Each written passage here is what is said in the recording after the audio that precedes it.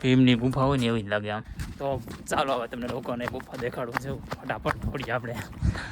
તો અહીંયા એક ગુફા અહીંયા છે. તો આ બધી ગુફાઓ છે અહીંયા. આ બાજુ ગુફા છે, આ બાજુ છે. તો હેલો યુટ્યુબ ફેમિલી, કેમ છો બધા? મજામાં જ છો? તો બધાને જય માતાજી, જય બાપા સીતારામ. તો આપણે આવી જઈએ છીએ મેથળા દરિયા કિનારે, જે કુપીની આપણે આવેલી છે અહીંયા. આ બોટ જેવો આકાર દરિયા કિનારે જો ભરાઈ જાય છે. સામેથી ઓલું છે તો આ દરિયા કિનારો આખો ભરાઈ જાય છે ને પછી ઓલી કુપી દેખાય છે. તો સામે જો નાનું એવું બેકડું છે, એની ઉપર આપણે એક દિવસ જવાનું છે રાત રોકાવા માટે. ને આ બાજુ છે ઊંચા કોરડા બીચ. અહીંયા છે દાદાનું સ્થાનિધ્ય. જો તમને લોકોને ઝૂમ કરીને બતાવું છું. આ છે બતાવી તમને એ પૂતળા દાદાનું મંદિર છે અહીંયા. તો બધા દર્શન કરી લેજો. આપણો બ્લોગ પણ છે એનો. તો જો અહીંયા છે ઊંચા કોરડા બીચ. ઊંચા કોરડા નજીકથી તમને લોકોને હું બતાવું છું હમણાં. જો આ ઊંચા કોરડા બીચ છે. અસર બોટના આકાર જેવું લાગે છે અત્યારે. તો આપણે અલગ અલગ બ્લોગ બનાવવાનો છે અહીંયા. ને અહીંયા આવી દીપડા અને અલગ અલગ ગુફાઓ બધી આવેલી છે. તો આપણે ગુફા જોવા માટે જ આવેલા છીએ આ મેથળા દરિયા કિનારે. મેથળો દરિયા કિનારો કહતો હોય તેને ઊંચા કોરડા અને વચ્ચે આ બધું એમ. તો આ બધી ગુફાઓ જ છે. જો આમ આ બધી અલગ અલગ ગુફા અને એવું બધું આપણે જોવાનું છે. ને આપણે સામે કુપીએ પણ જવાનું છે. તો કન્ટિન્યુ બ્લોગની અંદર બન્યા રહેજો. તો અહીંયા એક ગુફા આવેલી છે. તો ગુફાની અંદર જવાય નહીં, કેમ કે અહીંયા તો ભાઈ ખબર તો આપણને હોય નહીં, પહેલી વાર આવેલા છે. તો ગુફા કેવી છે તમને લોકોને બતાવું છું. આ મંદિર ઠેઠ સુધી ગુફા ગયેલી છે. આપણે તમને લોકોને થોડુંક બતાવું. આ છે આની અંદર ગુફા છે. તો અંદર બધું અંધારું જેવું દેખાય છે. અંદર આ ગુફાની અંદર આપણે એકવાર તો 2 વાર તો જવું જ છે, કેમ કે આપણે નાઇટ રોકાવા આવવાનું છે. એટલા માટે જોવું તો પડે કે કોઈ જનાવર કે કોઈ વસ્તુ નથી ને. આપણે જોવા એકવાર અહીંયા આવો ને તો ખૂબ જ મોજ આવી જાય તમને. તો ફાઇનલી આપણે બીજી એક ગુફા જડી ગઈ છે. અહીંયા જો આ ગુફા છે. આ ગુફા નોર્મલ છે કંઈક. એની અંદર જો આમ ભીમની ગુફા હોય ને એવી જ લાગે આમ. આમ અંદર જોવો તો આ બધું જોવો મસ્ત મજાનું છે અહીંયા. ને અહીંયા ઠંડો પવન આવે, બહુ મજા આવી જાય એવી વસ્તુ છે અહીંયા. ક્યારેક અવશ્ય આ બાજુ આવતા હોય ને તમારે અહીં વિઝિટ કરવી હોય તો સરસ મજાની જગ્યા છે અહીંયા આ બાજુ. તો ક્યારેક અવશ્ય મુલાકાત લેજો. જો મસ્ત મજાનું છે ને આ બધા બ્લોગર ઉતારે છે અત્યારે. આ બાજુ જો આપણે આ ટોચ ઉપર ચડવાનું છે. ટોચ છે આપણે અત્યારે ઉપર જ છીએ, એટલે નીચે તમે લોકો જોવો ને તો તમને એમ થાય કે ઓહો. ને આ જો બધા આ બાજુ મેથળાનો ઇલાકો લાગુ પડી જાય છે આ બાજુથી. ને આ જો ગુફા બધી નીચેથી આ પહાડ જોવો ને તો તમને એમ લાગે કે જો એક ડુંગર જ ન હોય એવું લાગે. આ બાજુ નાની નાની ગુફાઓ આવેલી છે. જો બધી મસ્ત મજાની ગુફા છે આ બાજુ. સહી આપણે ટોચમાં છે. જોવા મસ્ત મજાનો ઠંડો પવન ને ફૂલ મોજ. ચાલો જાય છે ઉપર. તો કન્ટિન્યુ બને રહેજો. ને ચાલો ઘોડે જ રાખીએ આપણે આજે. ત્યાં ટોચ ઉપર ચડવાનું છે માથે. આ ટોચ ઉપર જવાનું છે ઉપરથી. આ ટોચ ને આ નાની ટોચ માથે ચડી જઈએ આપણે. અમારા ભાઈબંધને ઊંચા કોરડા જોવા આમ અહીંથી પડીએ એટલે મરી જાય. તો કેમ છે તો. અને આ ભાઈબંધ ચડે છે અહીંયા. આપણે ચડવાનું છે થોડીક વાર અહીંથી. તો આપણે એક ડુંગર તો ચડી ગયા છીએ. આ કેટલું ઊંચું છે તો છે ને. આ પણ ચડી ગયો છે આપણને. તો ફાઇનલી આપણે જો બહાર નીકળી જાય છીએ આ પહાડોમાંથી. તો આમ પહાડ તો બધા અલગ અલગ પહાડો. બહુ મજા આવી ગઈ આપણને. ને હજી એક ગુફા જોવાની બાકી છે. તો ચાલો હવે તમને લોકોને ગુફા દેખાડું છું. ફટાફટ દોડીએ આપણે. તો અહીંયા એક ગુફા અહીંયા છે.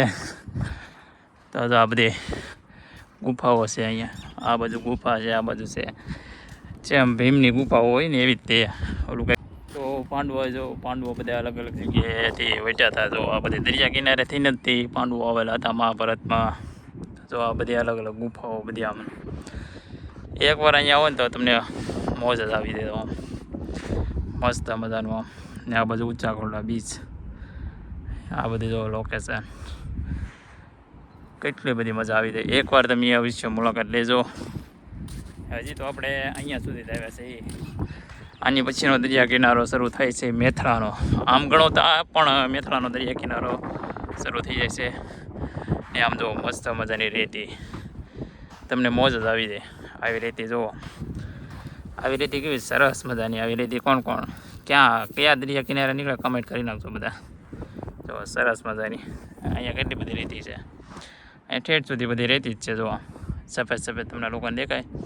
અહીંયા મસ્ત મજાની રેતી છે. અહીંયા બસ હવે આપણે જઈએ છીએ પાછા આવે, કેમ કે આપણે અરે પાણી કોઈ વસ્તુ લેવાલા નથી ને. અહીંયાથી આમ બધેથી આપણે હાલીને અહીંયા સુધી આવેલા છીએ.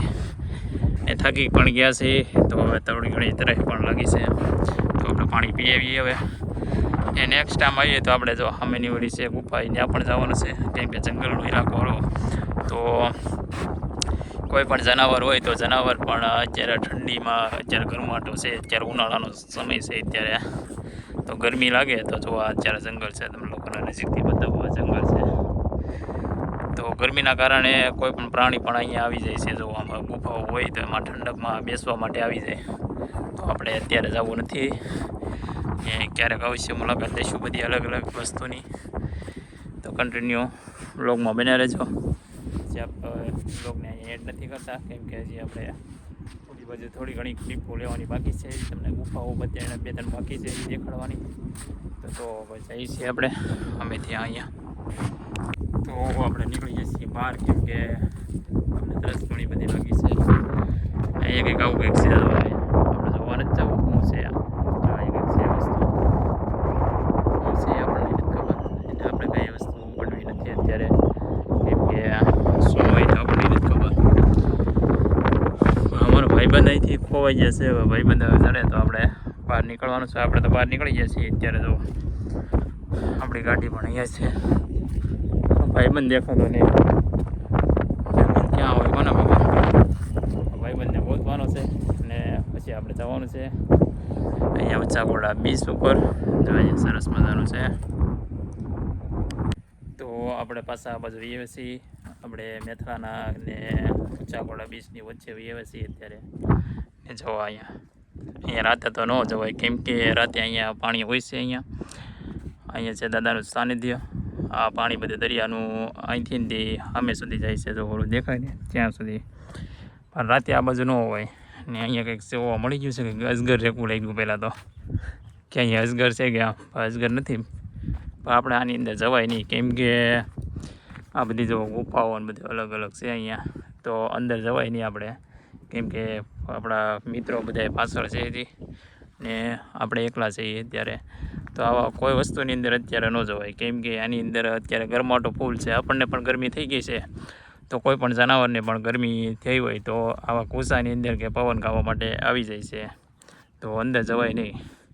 જો આમ તો આપણે અંદર જવાનું થતું નથી. આપણે બહાર વ્યવા છીએ ને આપણે ગાડીએ વ્યૂ જવાનું છે. હવે અહીંયા પવન છે કે એ આપણે પાછું નેક્સ્ટ ટાઈમ આવવાનું છે.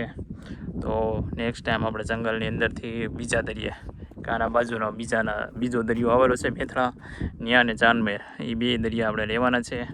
તો ત્યાં શું હોય છે અલગ અલગ લોકેશન લઈશું. તો બધા સબસ્ક્રાઈબ કરી રાખજો.